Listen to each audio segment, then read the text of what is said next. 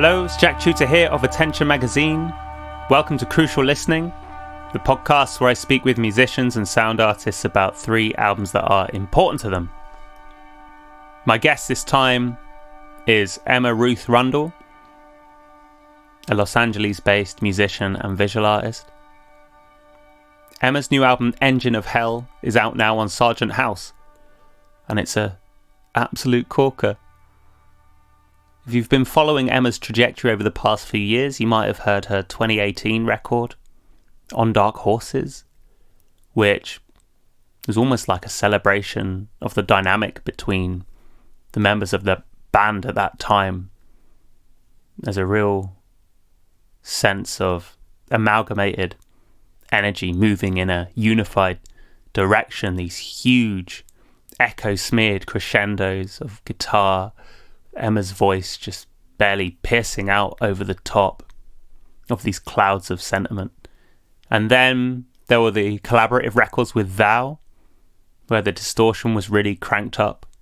Hugely dense records, and yet counteracted by these incredible melodies. That mixture of heaviness and those swerves of chord progression felt like a ship rocking on the waves. Kind of almost felt inevitable that the next step would be for Emma to shrink right back down and contract to a record that focuses primarily on the voice in conjunction with either piano or guitar. It's a record that has so much space in it. There's plenty to lean into in terms of the negative space on this record. The stuff that contains the sense of the circumstance in which the record was recorded. I mean, it feels to me like a record that was captured when the sentiment felt at its strongest. There's a sense of present tense to this album and its presentation. Great to be able to speak to Emma about her voice on this record as well, because it's stunning. I really like the record, and I loved speaking to Emma about it and her 3 important picks as well. 3 really different records. It was a lot of fun to talk about them. You can go to attentionmagazine.co.uk/crucial listening for more information on those picks and Emma's music. Head to emmaruithrundle.com. You can find more information about Engine of Hell there, and also the 3 music videos that have thus far been produced for the record. A beautiful visual counterpart to the record. Thank you so much for listening and supporting us always. You can head over to ko-fi.com/crucial listening to chip in a few coins to help things tick by. But regardless, thank you so much for your support. Okay, I hope you enjoy this one. I certainly did. This is Ruth Rundle on Crucial Listening. Looking for handouts.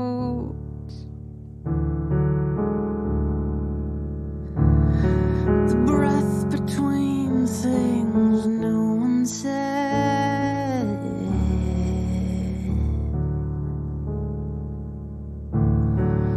Oh, throb aboard design.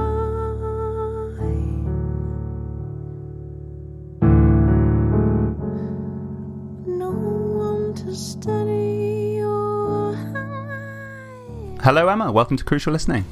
Hi, Jack. Thank you for having me. Thank you for coming on. So we're here to talk about your 3 important albums.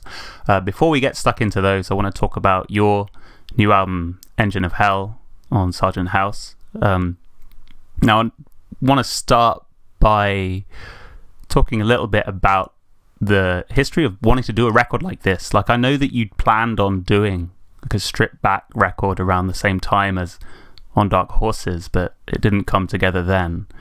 What was different about this album and the time that you went for it that allowed it to happen on this occasion rather than a few years back? Yeah, this is very true. So a few years ago, when I was making On Dark Horses, I was touring and living with and actively traveling with a group of musicians who became my band, the JJL crew. And right before I'd met them, I was, touring with some other musicians, and I thought that would maybe make sense to do a solo stripped back record. But then once I got involved in this like rock and roll whirlwind with these people, we just had this amazing chemistry that as a group playing together that I didn't want to miss the opportunity to capture that. So writing On Dark Horses with the intention of including those specific musicians seemed to be the pertinent idea at the time. And I put aside the solo strip back thing, which I'm glad I did, because the material, it just wouldn't have been the same. And then after touring that for several years, doing the collaboration with Thou, which if for anyone who's listening, I did a collaborative album, an EP with a Louisiana-based doom metal band, I guess is how you describe them, called Thou. And that was very maximal, heavy, 4 guitarists playing down-tuned riffs. It was really, epic sounding. So after completing that process of, the year or so of writing, and we went and played Roadburn, and really fully investing in that project and immersing myself in that group of people, it made sense to shrink the world back down and kind of want to shake off things. Not that they were, not shake them off because they were bad, but I kind of needed to come into contact with my true self, just myself again. And so it made sense. It was time. It was time to do Engine of Hell, and then life happened, and the material that came to be on the album sort of started bubbling up, and the two met each other. The production concept and the content of the record, I think, were two separate sides that came together in a way that was absolutely appropriate and what it had to be for this record to make sense to me. And the piano obviously features heavily on this record, and it's an instrument that I know hasn't been part of your musical life for quite a while. What was it that led you back to the piano, do you think? There were some logistical things that prevented me from playing piano for a long time. It's a pretty inconvenient instrument. It's cumbersome, I was very nomadic in my life, and just didn't have access, The guitar was convenient. It was easy to carry around. You don't need electricity to play it. Not that you need one to play a piano, but I certainly wasn't in a position to have a piano until last year. Settled enough and had the luxury to be able to have a space, have time, and have enough money to get a piano. So having access, having time enabled me to get it, and I just felt I've been craving the piano for a while. I have a relationship with guitar. It's what I'm known for, I think, especially with electric guitar and effects and all this stuff. And it has a more of analytical space in my mind, whereas the piano is more purely emotive, and I can kind of sit down and just improvise on it. And I felt that I'd said so much on guitar. I wanted that connection to stream of consciousness and resonance that a real piano could bring. So, yeah, I hope that explains it. Yeah, sure. I mean, I saw actually an interview you did recently where you talked about, I think someone from the audience asked about classical music that you liked, and you picked up John Cage's In a Landscape, and you were like, I'm getting reacquainted with the piano again, and I'm playing the sheet music for this. So, I mean, was there a reacquaintance process with the piano to, I guess, get yourself to a point where you could effectively enact a stream of consciousness and, feel that you were doing it fluidly? Yeah, I guess, there was absolutely. I don't know, it was just different this time in a way. I guess on tour there would be a venue that would have a piano, and I'd kind of sit down and poke around on it, and that thing just wasn't there. It was like a language I'd forgotten how to speak. But once I got this piano, and the idea really set in deep within myself that I needed to do this, and then I got the piano into my home. It was a pretty short amount of time from having it there to then being fully able to be writing and really just improvising on the piano every day. Didn't take a whole lot of time. I don't really know how to explain it or why it was this time, why it was different, but I think I was just thoroughly committed to reconnecting. So my brain was like, okay, well, here's access to all this old information. You can have this back. Yeah. And as well, I want to touch on your vocal approach, because I guess an album as quiet as this seems to necessitate a different approach to the voice. And there's so much here, I think, on this record that your voice does that feels so distinctive to this setup. Really striking for that reason. Where did this record take you in terms of your voice? And I mean, has it changed your relationship with your voice and how you perceive it as an instrument? Absolutely, yeah. Thanks for bringing that up. I feel it's not something... it's kind of, I guess, been overlooked a little. The vocal approach on this album is a huge departure from what I do and have done in the past. I think in the way that it's different. I guess from a technical perspective, I sing in falsetto a lot more on this album, on Engine of Hell, which is a very fragile part of my vocal range. It is much quieter, as you said, and writing this music, you're alone, and it's an invitation to come closer, to be close to the source, close to the thoughts in my mind, close to the sound of my own body, And the evolution of my singing style, at a certain point, I developed a more intense chest voice, projecting at volume to sing over the bands that I've been in. Just out of pure necessity. I'm singing in the head voice that I'm singing in on this album just simply is not a thing when you play in a loud rock band. It's not possible, especially when you're playing at a glorified, or a pub or whatever, where the sound system is, there's not a sound person. That we're not playing in some massive stadium where it can be attuned and I can have this separation. Didn't have to sing over a band anymore. I was able to sort of explore a more fragile and, I guess, in some ways, sort of demented vocal that could express the psychological landscape and territory of where I was going and traveling with this album. And so I think it invites the listener to also come close to the music.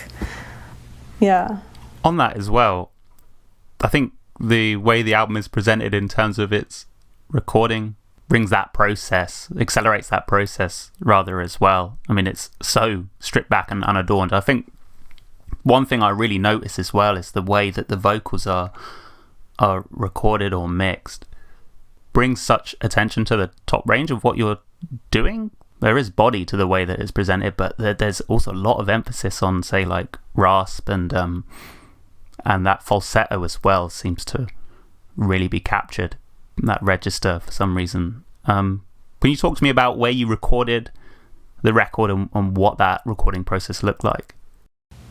Yeah, and all that recording stuff, I really have to give a shout out to Sonny DePerry, who's has become a close friend. This is the second album we've done together. He was the engineer and co-producer on Marked for Death, and he just did a final mix for me on a soundtrack I did earlier this year. I love working with him, and he put a lot of time and attention into the pre-production for Engine of Hell with research. We would talk a lot about albums we loved, kind of like we're going to do today. And he would then go away and do all this research about recording techniques, styles, microphones, mic setups. Wow. To be prepared for the recording process. And we tracked the record in Stinson Beach, California, a coastal town, at the place called panoramic house, which it was just us. And, we recorded it in December of 2020 up on this hill, epic view. It was very strange. So used to being around so many people. I mean, this isn't a COVID record. I started the process of writing actually in Wales. Right, yeah. And I took a month alone. I was like, I need time alone. And then, this was before everything shut down, didn't really understand. I got way more than I had hoped for. Anyway, recording. Sorry, the tangents. I'm really bad. I've had way too much coffee. So Sunny and I were there. We were at a place in Stinson Beach for 10 days, just the two of us. Well, we had an assistant the first day helping do mic setups. The tracking room was upstairs. The control room was downstairs. So Sunny's down there. I'm up in the top. And for the guitar stuff, we did 3 mics, baffled, sitting in a baffled space to try to get some isolation. And all the guitar songs are live takes. The idea was to capture a human performance, Right. Flawed, warts and all. There's some kind of energy transference that happens in that, and there were albums that I love that we'll talk about that informed that decision. But 10 days we tracked a lot of songs.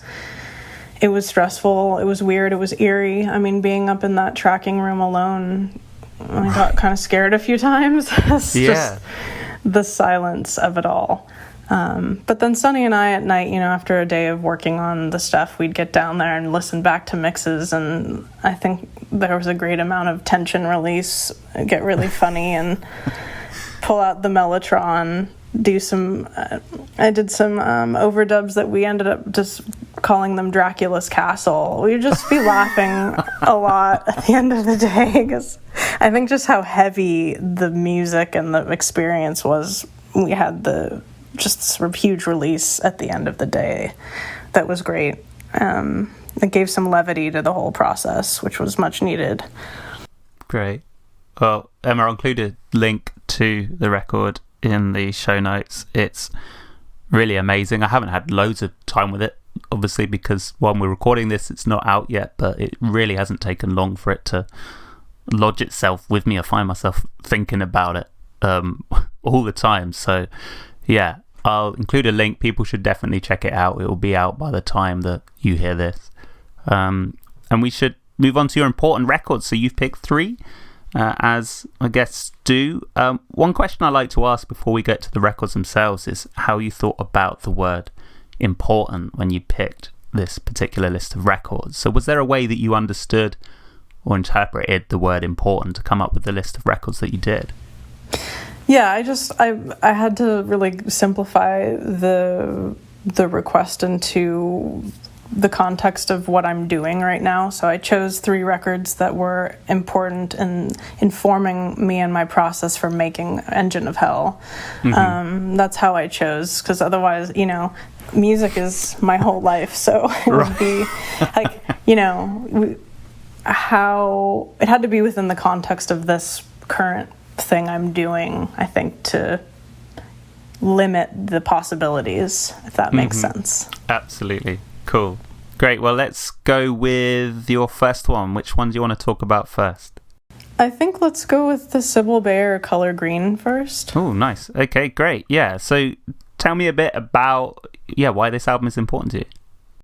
Okay, this album is important to me. And again, I'm just going to relate this to my process, because that's, I feel like, a good lens from which to speak about these albums. And this record, almost as an ingredient list for what went into my mind when I was working on my stuff.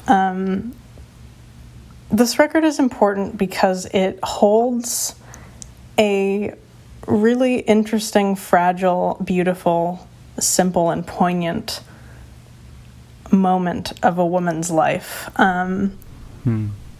It has an unrefined quality in that there's such an interesting honesty to it, and you can hear the songwriter like finding themselves and doing something purely for the art of it and the expression of it. This, I guess we can talk about the background of the album for people who don't know, but just to answer your question, why it's important to me is that there's a beauty and an awkwardness and an intimacy in this record, and it wasn't made with an intention of being public. It was like a private work, so like almost in the category of outsider art. Yeah. And for me, there's something very special about that.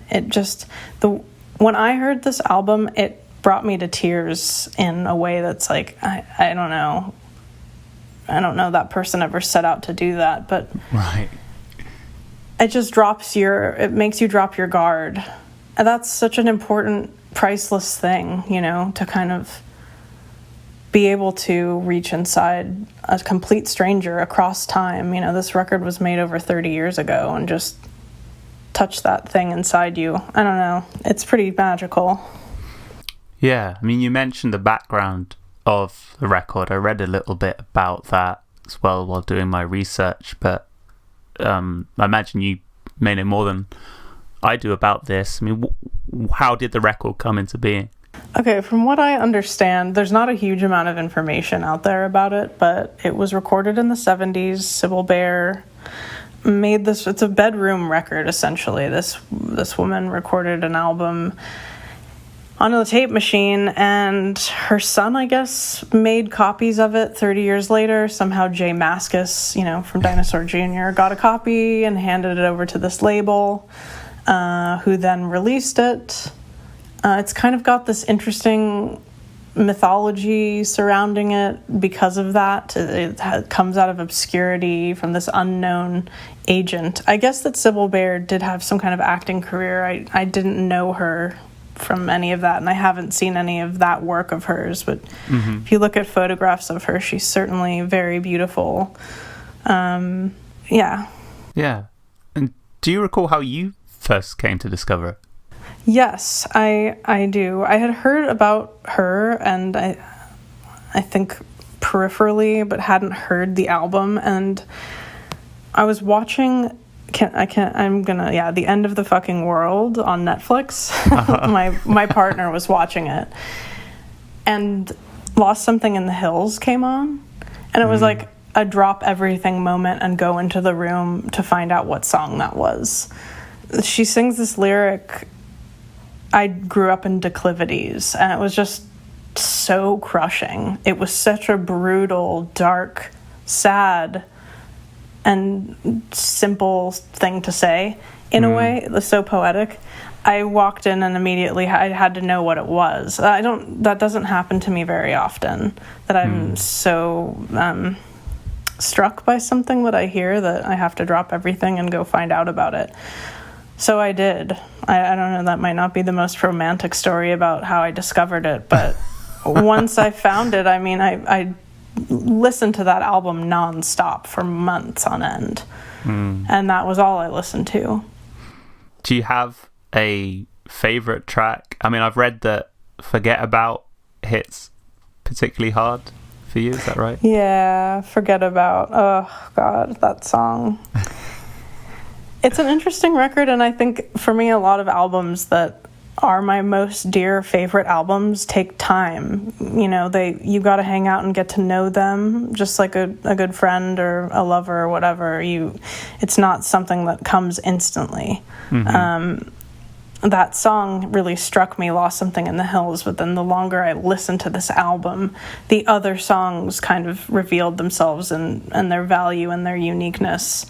And the particular strange character they have in the song, Forget About, it's so beautiful. It does strike something. She says, you made me forget about past and pain, and just that contrasting with these kind of just simple day-to-day regular person kind of observations and experiences she sings about. I don't know. I think, in fact, I saw you make this observation in a different article, but her voice as well is quite unadorned, very simple, like almost flat. Sounds wrong, but you know what I mean. It's like not ornamented. What I find in that song is that I think the first time she says forget about, and this may happen at other points, I've only listened to it a couple of times, but she has a little kind of falter that sounds so emotionally charged. It may have just been technical, but it's like, oh, it hits quite hard when you hear it. That's the gold of this album. It's that you're listening to a person expressing themselves. She's not a trained vocalist. I don't think she was. It's exactly what you said. It's the faltering, it's the slightly out of tune guitar. The imperfections are what make this record so endearing.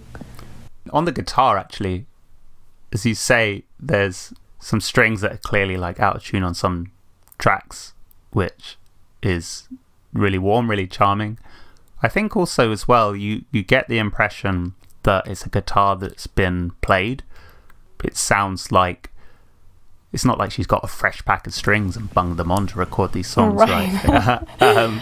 Which is something that struck me about your record as well. I think on Blooms of Oblivion, especially, when you start to strum, it sounds like, and sorry if you did crack open a fresh pack of strings for this record as well, but it sounds like a guitar that you spent time with. I was wondering whether that was like a specific reference point for you. You said it's like an ingredient list, but the sound of the guitar on this record, on Color Green. Absolutely, yeah. So these albums that we're talking about, this album in particular, gave me permission to have novice type energy, to be imperfect, and to show humanity and show flaws. And like you said, the guitar that I play on that record, I've taken around the world with me, and it's like a very good friend. And instruments are imperfect. I'm imperfect. I'm not a trained musician either, or a singer. And part of setting out to do a record that has live takes, the way that Color Green was to capture those moments in a way that wasn't forced and was not planned. When you track an album in a studio, and you particularly, and I've been in several bands and other recordings where we set out to do something that is very intentional, and you do the takes until you play it the right way or sing it the right way. And you strive to achieve something elevated in that sense of perfection. Whereas with this, I really did want to capture those kind of faltering moments that you kind of grabbed onto with her voice there, but in a way that was organic and not contrived. Does that make sense? Yeah, absolutely. Yeah. And so this album totally enlightened me to that approach, and to making that an okay thing to do, but also a very effective way of communicating emotion. And so, yeah, letting things be out of tune and letting them crack is key for this, not for everything, I guess. With Color Green, are there any other lyrics that particularly resonate with you? I think when I was listening to it last night, is there a track, I can't remember, is it called Endings? She comes out with this line where it's like, you open the door and I feel cold. Oh, god damn it. I'm looking for it. Life is short, love is old. That's it, yeah.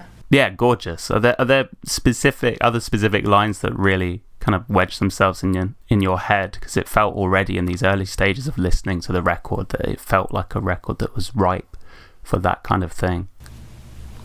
With Color Green. Yeah. Let me think on that. I mean, like I said, with the line that grabbed me from Lost Something in the Hills, the whole record is really full of poetic stuff. I mean, there are moments on there where you kind of are like, all right, you're losing me with this moment, but at the same time, it's really wonderful and endearing because you're hearing somebody like learning their songwriting style, and just being so naturally gifted with poetry. I'm trying to think if there are any other lines that I could like pull out of the hat to recite to you, but yeah, it's quite an ask, isn't it? I'm sorry. Yeah. I think it's just like some of the wonderful storytelling also that she talks about, kind of like just getting on a train. She goes out to do some shopping. Right. And just ends up going to Genoa. Like, yeah, I guess that happens, yeah. Sure. The guitar does like a nice thing there as well. It kind of kicks into a different rhythm. Like, she's kind of surprised herself that she's heading to Genoa. Yes, this is true. The sun was high, and I found me on the road to Genoa. Did you ever drive in a monster constitution and find to reach a seaport and done is a solution? You should if you could. Though slowly, slowly I no longer thought, oh, what is good or what is All right, Emma, let's go to your second important album. Which one do you want to talk about now? I think we could wedge the Shape of Despair record in there. Wicked. So, Monotony Fields. Yeah, tell me why this album's important to you. So I am a person that listens to albums and they become like the part of my wardrobe, my psychic wardrobe. You need that pair. Have a pair of shoes that you wear all the time. Well, I like go through albums. So Color Green was one I was really listening to in like November of 2019. Then I got into the Shape of Despair album, Monotony Fields. This album is important to me, I guess, because it communicates this level of depression and bleakness that's so intense, but also really beautiful. And I enjoy listening to it. It kind of was very cathartic for me to have on. I listen to it constantly. I still listen to it a lot. It's probably in my top 5 records of all time. Wow. I don't know. I think once you sort of take a record on into yourself, it doesn't necessarily make sense anymore why you like it so much. It's like you've picked up smoking and maybe it's not good for you, but it's just something you do now. Like, I don't have a choice. I just have to listen to Shape of Despair now. Yeah. Do you recall how you first came into contact with this one? Yeah, so I become good friends with ALN, whose project is Mizmor, as self-described holy doomed black metal. Holy as in WH, not as in right. Sacred, and we talk music, and he kind of keys me into some metal albums that I didn't know about, and we would sometimes sit there and listen to records, and he'd put on Shape of Despair and was like, dude, I think you'd really vibe with this record. And I was like, holy shit, it blew my mind. Actually, I just got it on vinyl. I ordered it like 6 months ago. It was out of print forever. Nice. I'm excited. I haven't listened to it on the record player yet. My record player is like one of the toy ones you can get from like Urban Outfitters or something. It's really shocking. I would probably shouldn't advertise that that's how I listen to records, but hey, it is. If I do the same, then that's fine. My record player's a dud as well. Yeah, so Liam showed me this album. Yeah. How do you tend to listen to this record then? So as you say, it becomes like a favorite item of clothing. How do you carry it with you? Literally, I carry it with me. I have a little speaker that I got at the Chicago airport. I call it the bloop, like, because it goes bloop when it turns on. So I named it that, and I got it a few years ago. I guess that's kind of a story. Several years ago, I toured with this band Woven Hand, who I really love. Fucking idolize them. David Eugene Edwards, the singer, on tour, and you were on tour in Europe, and he just had this like little Bluetooth speaker, or he'd have his phone, and he would like curate his own vibe everywhere he went. He was listening to a record, and he just, you know, he had this really commanding presence, so whenever he'd walk near me or into the room, I would just completely be silent. He just had this way, and I was like, this is really a sick tactic to like get the whole external world to not fuck with you as much. So he had the speaker, he'd go around with it, curating his vibe, and I was like, I'm gonna do that. I want to do that too. I got a speaker, and I charge it, and I started taking it on tour. I would put it in our green room and like listen to music before going and playing a show. It's waterproof, so I take it in the shower every day. This is how I listen to it. Other than my shitty turntable, I take my little bloop speaker with me everywhere. I mean, I put it in, sometimes if I really need to, I will put it in my little backpack and like old school boombox it down the road as I'm taking a walk, you know? And then I force other people to listen to Shape of Despair. Wow. So in like, so again, with the Woven Hand singer, just in public spaces, it just have this speaker emanating whatever the vibe was that day. Right. Wow. I mean, I try not to do that, you know, if I'm in a public space, I would never do that on like the bus or on the tube or something. Right. Yeah, I'm not looking to get my ass kicked. No. But on tour, when you're like, you know, you're really forced into close spaces with other people, and there's no privacy, like to the degree where I would actually just, if in a venue, go into the toilet to have alone time and stand in a stall. Mm-hmm. That's a tactic I had for preserving mental health until I got the speaker. Because listening to headphones all the time when you're in a public space or in a venue isn't necessarily like the safest thing to do. So having the speaker helps.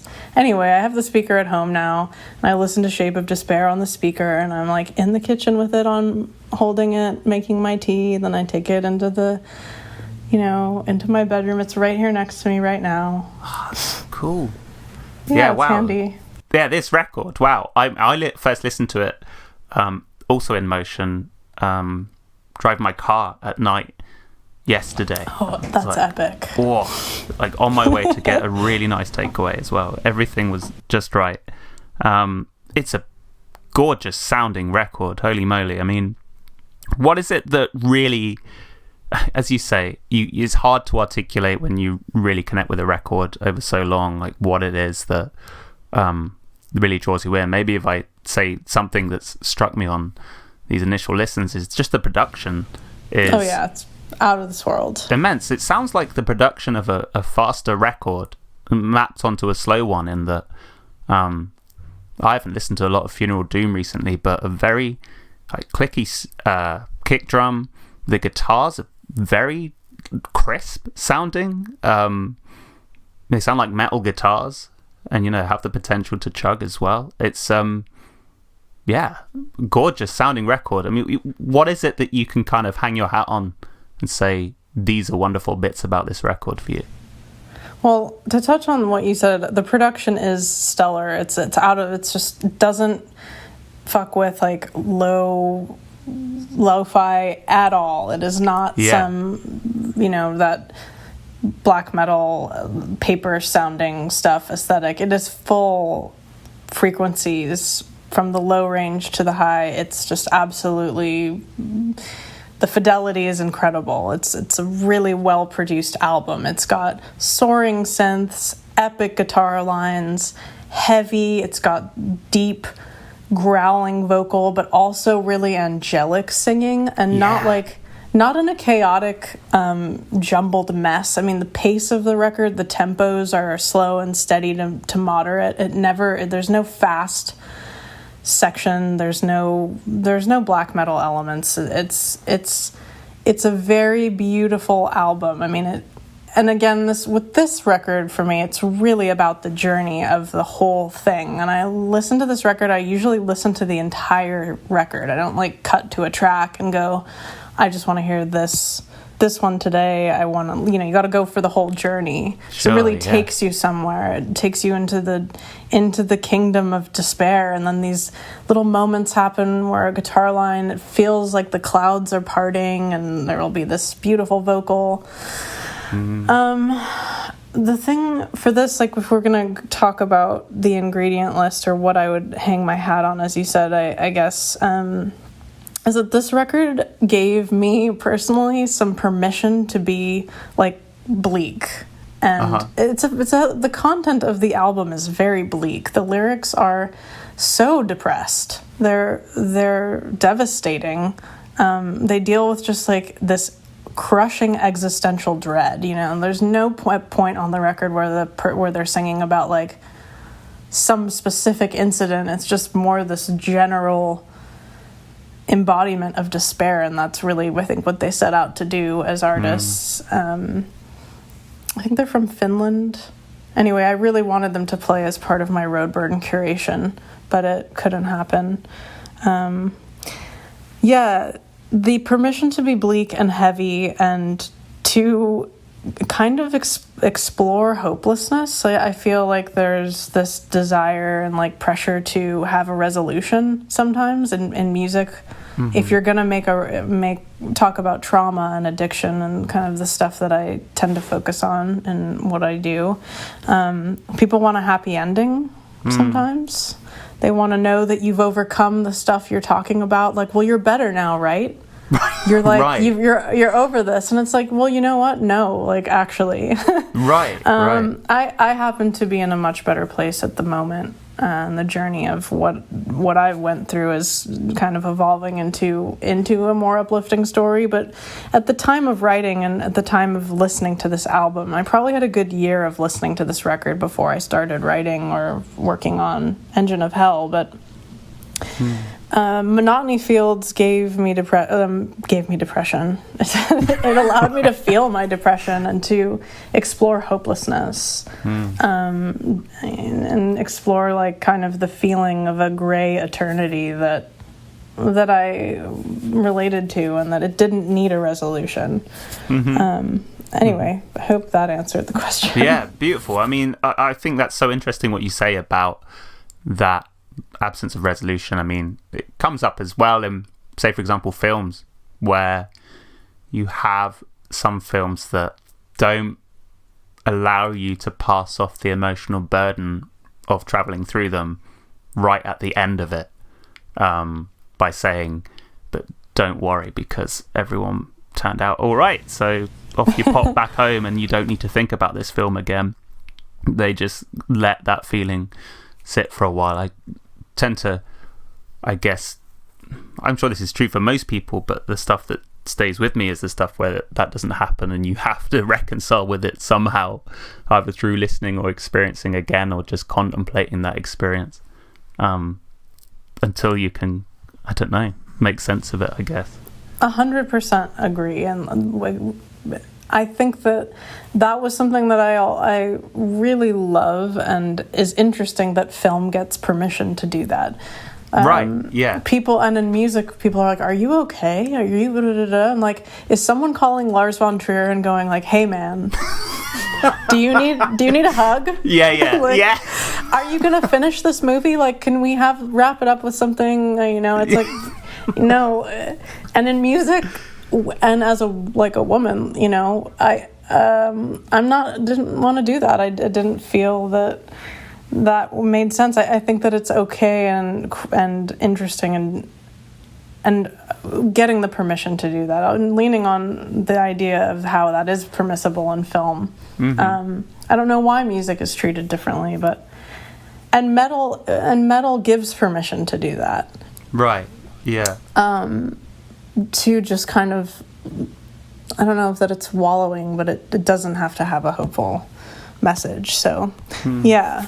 Yeah. I wonder if with music as well, people seem to potentially have the sense that it's a more personal transmission than a film, more so, where it could be attributed to Lars von Trier, but I guess the tendency to do that is like less immediate. Whereas if it's a record by Emma Ruth Rundle, people are like, oh, Emma Ruth Rundle specifically is asking for our help here with these lyrics. Yeah, with this Monotony Fields records, as you say, it's a journey that you take from start to finish, so it feels a bit cruel, as it always does, to ask if you have a favourite track. That opening riff, unbelievable on this record, and it lasts for so long. I think the wallowing on this record is the thing that I'm like, wow, it's not afraid to stick with a riff for like 5 minutes. Do you have a favourite track? I do, yeah. I think the back-to-back Descending, Inner Night, and I know that the lyrics are where he's still dreaming of life. The Distant Dream of Life? Yeah, that's it. And the two tracks back-to-back there is my favorite moment of the record. Moments being long. Like you said, there's like...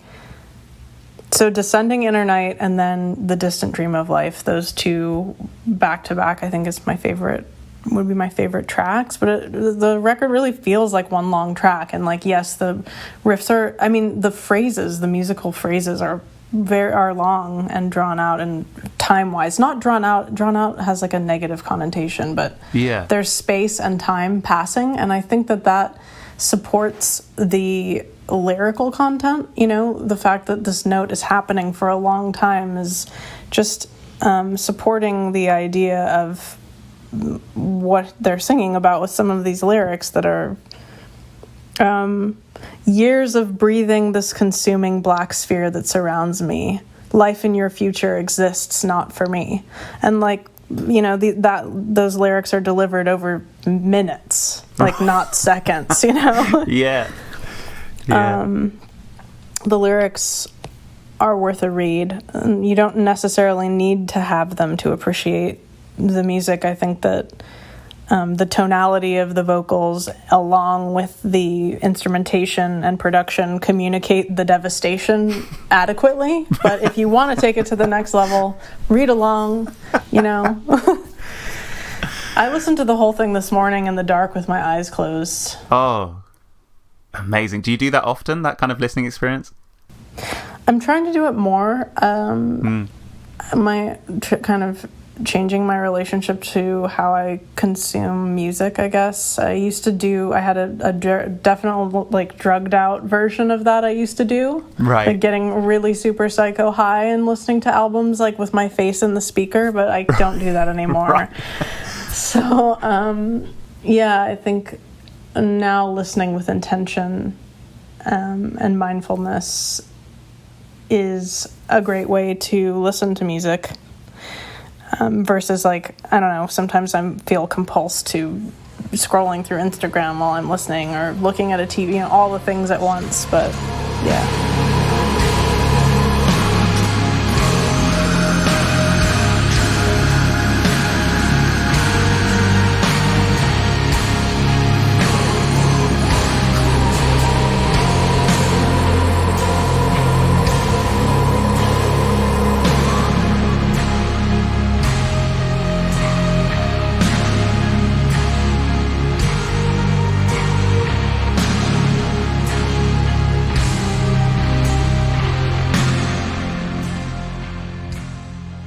Emma, let's go to your final important album. What have we got? So it's Tori Amos, Boys for Pele. Nice. So yeah, tell me a bit about why this one's important to you. This record, I think it's from 1996. Tori Amos. This record, I just was for me. It came out when I was a little girl, becoming a teenager. Puberty, and it deals a lot with kind of explicit feminist issues and female experience in some ways that are kind of sharp feeling. The musicianship on it is incredible. Tori Amos is a huge musical influence for me in general, and like shaping the way that I sing, my relationship to piano. I think that's very clear in listening to this record, my record, that you can hear that I'm super influenced by her. it really struck me in my formative years. You know, there's those albums that you listen to when you're kind of in that age, the coming of age. Yeah. And yeah. you'll never forget the lyrics. You'll never forget those songs, and they can just take you right back to that time. I learned to singing along to this album, and I kind of went and revisited it as I was writing and getting back with piano. It just touching the piano again made the neurological, it's like, hey, time travel to when you were this age and you started playing piano. And so I started listening to the album again. It's really a masterpiece. It's also like Tori Amos, that's the first album of hers that she produced herself. She had been in a relationship, I guess, with the guy that was producing her. It's a departure in so many ways. It has this radical energy to it. It's got this, like, fuck you-ness. It's got this incredible depth lyrically. She talks about some pretty ugly things and unsavory topics. I think that is another thing about it that I really love and kind of leaned on and inspiration for what I was doing. I don't know. It's the productions on it is also very striking and incredible. Yeah. I think it's a pretty 10 out of 10. It's a 10 out of 10 album. Everything about it is pretty perfect for me in my mind. So, yeah. So, yeah, you say it's like a formative record that you encountered when you were, do you say you were a teenager when you first came into it? I think I was probably 12, 13, right at that, like, awkward age. Do you remember how you discovered it when you were 12, 13? I'm trying to think. I don't know. At that time, you know, we still had MTV and radio. Mm-hmm. I had heard her other records. You know, she had the hit Cornflake Girl, which is not on Boys for Pele. Right. I'm trying to think of what the hit on that record is. On Boys for Pele? I think it's, yeah. Is it I'm not sure. One about a sneeze? Didn't that come out as a single? Caught a Light Sneeze. That's it. Yeah. I'm not sure that song was, if it was on the radio where I lived or not, but I don't know. You know, it was probably the kind of thing where someone had it at school, or I listened to it in a record store and got it. My mom was a regular at Tower Records on Sunset Boulevard. I grew up in LA. And she would go get new releases every week. She'd go buy cassette tapes. And nice. She'd take us, and so we'd go into Tower Records, and they used to have those stations where you could, like, you know, push a button and listen to whatever album. So somehow I was able to get that record. I mean, and the artwork in it is incredible. She's got a piano set on fire. She's, like, nursing a piglet. Yeah. She's got a fucking gun, legs out, covered in mud. There's a snake. It's just, everything about it is, like, it's just this big Tori energy. She's had enough of these dudes fucking with her shit, and she's throwing them in a volcano and making this wild, intense album. And it goes to some very dark places. I don't know. And it's a long record as well. This is another one that's like 70 minutes. Yeah. Goes everywhere. I mean, what I was really interested to read when I was researching this is that a lot of the initial reactions that people had, so there was a couple of, like, think pieces on the record from people who had since been converted to loving it, but spoke about really feeling quite strong negative feelings toward this album and Tori generally when they first came into Boys for Pele, and they had generally someone in their life who was like, no, come on, give it another chance, but were like, you know, fervently like, I really dislike this record and I dislike Tori Amos. I mean, did you like it straight away? I mean, this record for me, like, this was like gospel to me when I heard it, and it remained that way for a lot of my life. I know what you're saying. It was interesting for a while, but I think the thing is, people don't. Of course, this album was rejected. It's a woman who's had enough of patriarchy. She's like it's not an outright record where she's getting on, it's not guerrilla girls making art that's explicitly about feminist issues, but it is. I mean, she's singing about Jesus was a woman, those are in the lyrics, Muhammad, my friend. The album is titled Boys for Pele. She's a woman doing something intense. That's not generally excitable, excited. People aren't excited for that. They're freaked out by it. Mm-hmm. I think throwing off an old skin and coming with some intense energy, that's the thing that I think people are freaked out about by Tori Amos, is that she's got really intense vibes. Her energy is intense. Her performances are intense. Her lyrics are intense. She's a masterful singer and a masterful piano player, and she's not really messing around. This album is brutal. It's not catering to soft topics or things that are easy to discuss, but it's because it's got that fiery quality to it. It's my favorite of her albums, and it's one of my favorite albums of all time. And are there other records of hers that you really connect with as well? Not like this one. This is the one. For me, this is the classic. I can listen to the other albums. I think that after I kind of stopped listening after To Jupiter and Back, but that probably just had to do with my own personal life and being sent away somewhere or other and not having access to music for a while. But this is the magic record, in my opinion. You're getting a woman who's at the top of her game as a musician, just severing her,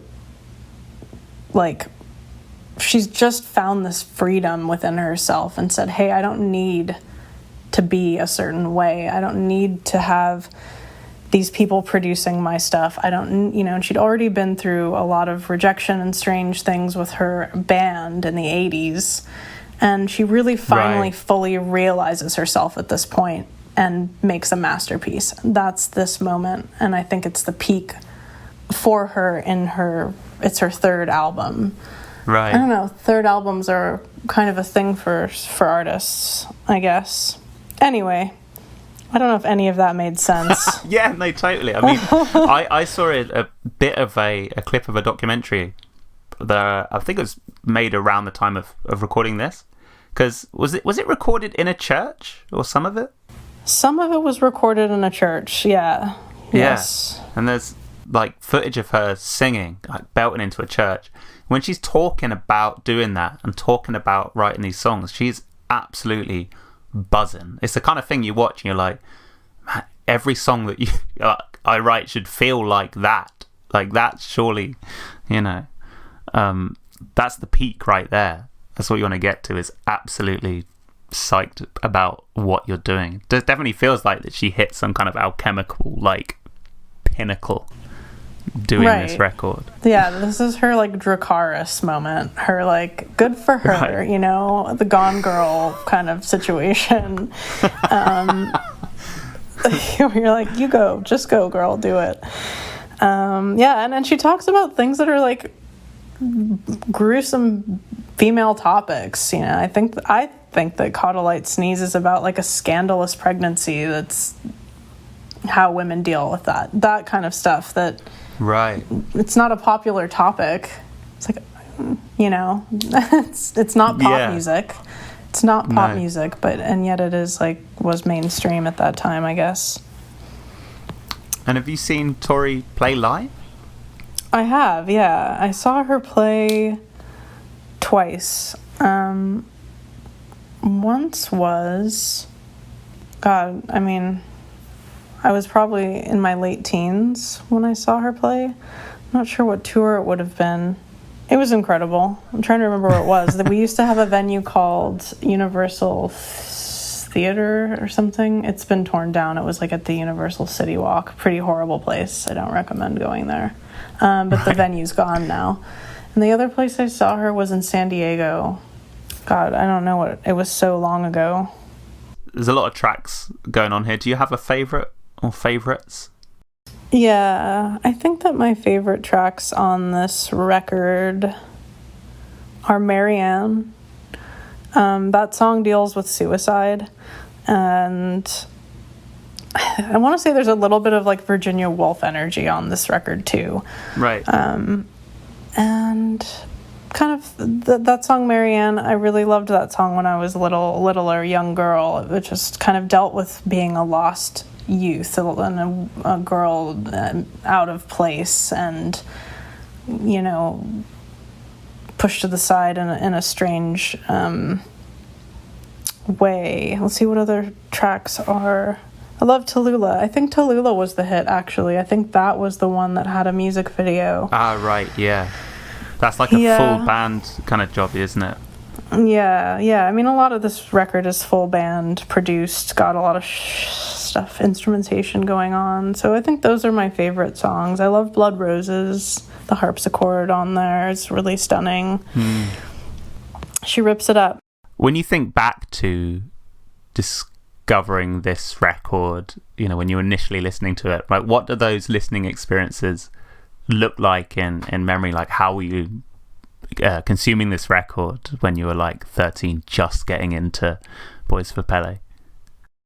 I would imagine I had it on a CD. I know that I did. I think I still have it somewhere. I probably had a really crap disc man that I would, you know, ideally be walking around somewhere listening to it. Walking around and listening to music is the other best way to listen to music, I think. Yeah. Obviously not driving at that age, but I have a lot of memories, actually. I was at a school. I was at a sent away place in rural Oregon when I was that age. And I did have that CD, and I would listen to it walking around in the woods and just kind of exploring the strange rural hill. The school I went to was this like abandoned monastery that then was taken over by another group, and they ran a school there. But I have a lot of memories of being there and listening to it. So sort of rainy. The place kind of could have passed for rural England, really. It was very green, rolling hills, and, you know, a good amount of mud and strange detritus in a field, that kind of thing. Yeah, very England, yeah. Yeah, so that kind of landscape.